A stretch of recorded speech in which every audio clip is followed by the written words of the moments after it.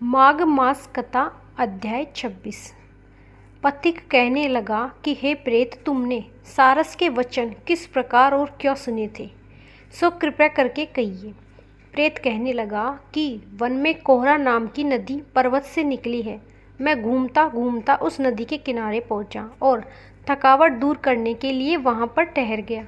उसी समय लाल मुख और तीखे दांतों वाला एक बड़ा बंदर वृक्ष से उतरकर जल्दी से वहां पर आया जहां एक सारस सोया हुआ था। उस चंचल बंदर ने कई एक पक्षियों को देखकर उस सोए हुए सारस को दृढ़ता से पैरों से पकड़ लिया और तो सब पक्षी उड़कर वहां से चले गए, परंतु सारस भयभीत होकर विलाप करती हुई वहीं पर रुक गई। नींद के दूर होने के भय से नेत्र खोलकर सारस ने बंदर को देखा और मधुर वाणी से कहने लगा कि हे बंदर, तुम बिना अपराध मुझको क्यों दुख देते हो। इस संसार में राजा भी केवल अपराधियों को ही दंड देता है। तुम्हारे जैसे श्रेष्ठ प्राणी किसी को पीड़ा नहीं देते। हम अहिंसक और दूसरे के कर्मों को नहीं देखते। जल की काई खाने वाले, आकाश में उड़ने वाले, वन में रहने वाले, अपनी स्त्री से प्रेम करने वाले, दूसरों की स्त्री का त्याग करने वाले, दूसरों की बुराई से दूर रहने वाले, चोरी ना करने वाले, की संगति से वर्जित, किसी को कष्ट न देने वाले हैं। सो इस प्रकार मुझ निरपराधी को हे बंदर छोड़ दो। मैं तुम्हारे पहले जन्म के वृत्तांत को जानता हूँ। यह वचन सुनकर वह बंदर उसको छोड़कर दूर बैठ गया और कहने लगा कि तुम मेरे पूर्व जन्म के वृत्तांत को कैसे जानते हो। तुम अज्ञानी पक्षी हो और मैं वन में घूमने वाला हूँ। सारस कहने लगा कि मैं अपनी जाति की स्मृति के बल से तुम्हारे पूर्व जन्म का सब वृत्तांत जानता हूँ। तुम पूर्व जन्म में विंध्य पर्वत के राजा थे। मैं तुम्हारे कुल का पूज्य पुरोहित था।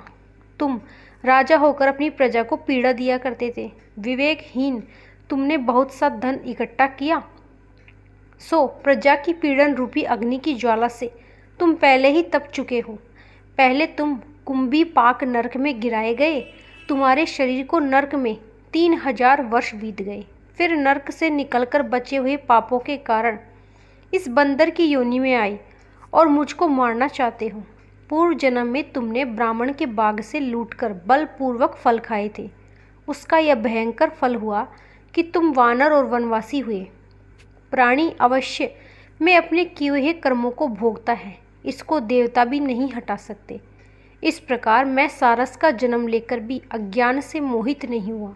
इतनी कथा कहकर वानर कहने लगा, ठीक, यदि जानते हो तो बताओ, तुम पक्षी कैसे हुए। सारस कहने लगा कि मेरी दुर्गति का कारण भी सुनो। तुमने नर्मदा नदी के किनारे पर सूर्य ग्रहण के समय बहुत से ब्राह्मणों के निमित्त 100 ढेर अन्न के दान किए थे। मैंने पुरोहिताई के मत से थोड़ा सा ब्राह्मणों को दिया और बाकी सब मैं आप अपने घर ले गया। इन ब्राह्मणों के द्रव्य का अपहरण करने के पाप से मैं पहले काल सूत्र नरक में और फिर रक्त कर्दम नरक में, जहाँ पर बड़े बड़े कीड़े थे और रक्त तथा पीप से भरा हुआ नाभि तक, नीचे सर और ऊपर पैर की हुई पीप चाट होता हुआ उस दुर्गंध वाले नरक में कीड़ों आदि से काटा जाकर 3000 वर्ष तक उस यातना को भोगता रहा। मैं नरक के दुख का वर्णन नहीं कर सकता। फिर नरक की यातना से मुक्त होकर यह सारस का जन्म पाया, क्योंकि पूर्व जन्म में मैं अपनी बहन के घर से कांसे का बर्तन चुराया था। इसको मैंने एक ज्वारी को दिया, इसी से मैं सारस योनि में आया। यह मेरी स्त्री पिछले जन्म में ब्राह्मणी थी, इसने भी कांसे की चोरी की थी, इसी से यह मेरी स्त्री और सारसी हुई। यह तब मैंने तुमसे कर्म फल कहा। अब भविष्य की बात भी सुनो। अब मैं, तुम और यह मेरी स्त्री भी हंस होंगे और कामरूप देश में सुख से निवास करेंगे। फिर इसके पश्चात गौर योनि में और फिर जाकर दुर्लभ मनुष्य योनि को प्राप्त होंगे। इसमें मनुष्य पाप और पुण्य दोनों ही कर सकता है। इस प्रकार शिव की माया से यह सारा जगत मोह को प्राप्त होता है। न केवल हम ही परंतु इस संसार के सभी जीव प्रवृत्ति मार्ग में फंसकर अच्छे और बुरे कर्म करते रहे, उनका फल भोगते रहे। इसलिए सब प्राणियों को धर्म का सेवन करना चाहिए। देवता, असुर, मनुष्य, व्याध, कीड़े मकोड़े सभी से कटक रूपी मार्ग नहीं छूटता। केवल वेदांत जानने वाले योगी ही इस मार्ग से बच सकते हैं। इसी कारण बड़े बड़े महात्मा भी कर्म फल को टाल नहीं सकते। उपाय से तथा बुद्धि से कोई भी इसको नहीं बदल सकता। तुम पहले राजा थे, फिर नरक में गए, अब बंदर की योनि में वन में फिरते हो और फिर भी ऐसा ही जन्म पाओगे।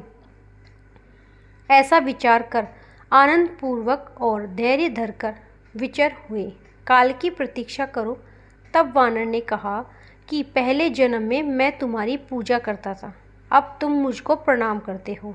तुम जाति के स्मरण से मेरे पूर्व जन्म के वृत्तांत को जानते हो। आनंद पूर्वक रहो, तुम्हारा कल्याण हो। तुम्हारे वचनों को सुनकर मैं मोह रहित होकर वन में बिछड़ा प्रेत कहने लगा कि हे पथिक, मैंने नदी के तट पर बंदर और सारस का यह संवाद सुना। तब मुझको बोध हुआ और मोह तथा शोक का नाश हुआ। माघ मास कथा अध्याय 26 समाप्त। राधे राधे।